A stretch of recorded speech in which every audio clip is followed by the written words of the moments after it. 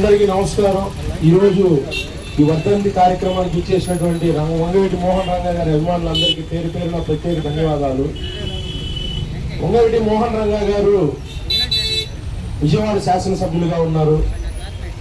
ఆమరణ నిరాహార దీక్ష చేశారు. ఆయన సొంత పని కోసం, ఆయన ఇంటి పని కోసం కాదు, నిరుపేదలకు ఇళ్ల పట్టాల కోసం, వారి జీవితాల్లో వెలుగు నింపేదాని కోసం, ప్రభుత్వాన్ని ప్రశ్నించేదాని కోసం ఆ రోజు ఆమరణ నిరాహార దీక్ష చేస్తే అత్యంత పాశవికంగా తెల్లవారుజామున ఆయన్ని వేద గొడవలతో అయ్యప్ప స్వామి మా దేవుడు ముసులు వేసుకొని కొంతమంది దుండుగులు ఆయన ప్రాణాన్ని బలిగొన్నారు.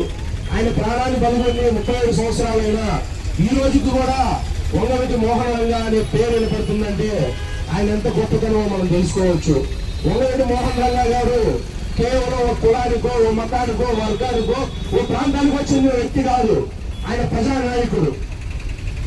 ఇందిరాగాంధీ గారు ప్రధానమంత్రిగా ఉన్నప్పుడు ఆనాడు ఉండే ఇంటెలిజెన్స్ డిపార్ట్మెంట్ వారు ఆంధ్రప్రదేశ్ మీరు వెళ్ళొద్దు, మీకు థ్రెట్ ఉందండి అంటే ఆ రోజు వంగవీటి మోహన్ రంగా గారు అమ్మా మీరు రండి, మీకు మేము సెక్యూరిటీ కల్పిస్తాం, మీ సభను విజయవంతం చేస్తామని చెప్పి ఎన్ఎస్సీ కమాండోస్ అయితేనేమి దేశంలోని అత్యున్నతమైన సెక్యూరిటీ కూడా ఒప్పుకోలేదు ఆంధ్రప్రదేశ్కి వచ్చేదానికి.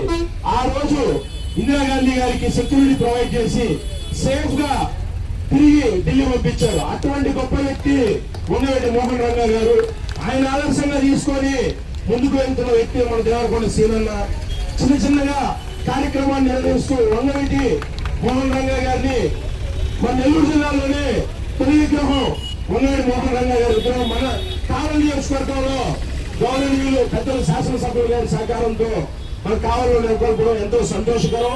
ఇటువంటి గొప్ప నాయకుడిని ప్రతి ఒక్కరు స్ఫూర్తిగా తీసుకొని మనం కూడా ముందుకెళ్లాలని చెప్పి పేరున ప్రతి ఒక్కరికి తెలియజేస్తున్నాను. జై హింద్.